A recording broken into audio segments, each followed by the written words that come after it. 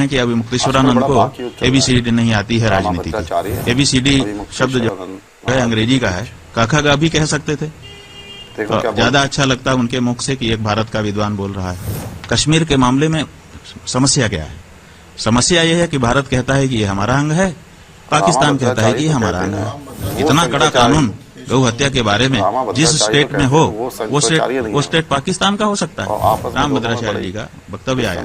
राम भद्राचार्य जी कह रहे हैं कि अभी मुक्तेश्वरानंद को एबीसीडी नहीं आती है राजनीति की, भारतीय राजनीति की एबीसीडी नहीं आती। पलटवार चलता ही रहता है। एबीसीडी शब्द जो है अंग्रेजी का है, काका भी कह सकते थे।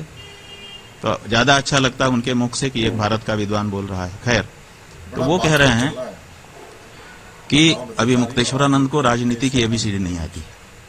हम ये कह रहे हैं कि कश्मीर के मामले में समस्या क्या है? समस्या ये है कि भारत कहता है कि ये हमारा अंग है, पाकिस्तान कहता है कि ये हमारा अंग है। जब दो लोग किसी एक वस्तु पर दावा करते हैं तो प्रमाण की जरूरत पड़ जाती है कि प्रमाण दो कि ये तुम्हारा है। तो अब भारत को भी प्रमाण देना है, पाकिस्तान को भी प्रमाण देना है। तो भारत क्या प्रमाण देगा? अभी तक तो हमारे पास बड़ा प्रमाण था कि देखिए ये हिंदुस्तान का हिस्सा है, इसलिए यहाँ हिंदू कानून लागू है। रणवीर दंड संहिता जो राजा रणवीर जी के समय लागू की गई थी। रणवीर दंड संहिता विक्रम संवत 1979 विक्रम संवत में वो कानून बना है। उसके साथ ईस्वी सन नहीं लिखा है, विक्रम संवत लिखा है। विक्रम संवत हमारा हिंदुओं का संवत है। विक्रम संवत से जोड़ करके कानून पास किया गया है और उसमें 10 साल तक की कैद है अगर कोई गौ हत्या करता है। यहाँ तक कि गौमांस अगर किसी के पास पाया जाता है तो 1 साल की कैद और दंड उसके लिए भी घोषित है।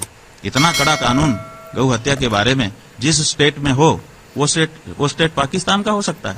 अपने आप प्रमाणित हो जाता है कि ये हिंदुओं का स्थान है, यहाँ पर हिंदुओं का कानून चल रहा है। तो कश्मीर हमारा है, इस बात का सबसे बड़ा प्रमाण रणवीर दंड संहिता थी। गौ हत्या का निरोध था, गौ हत्या को दंडनीय अपराध घोषित किया गया कानून था। उस कानून को धारा 370 हटाने के बहाने हटा दिया गया। अब जब वहाँ पे गौ हत्या होने लग गई तो गौ हत्या हिंदुस्तान में होगी तो अपने आप पाकिस्तान का दावा बड़ा हो गया कि साहब यहाँ तो गौ हत्या जाया जाए, हमारा स्थान है। तो रणवीर दंड संहिता इस बात का प्रतीक है। गौ हत्या दंडनीय अपराध जिस भूमि पर है वो भूमि हिंदुस्तान की ही हो सकती है। चीख चीख करके पुकार करके ये कानून कह रहा था।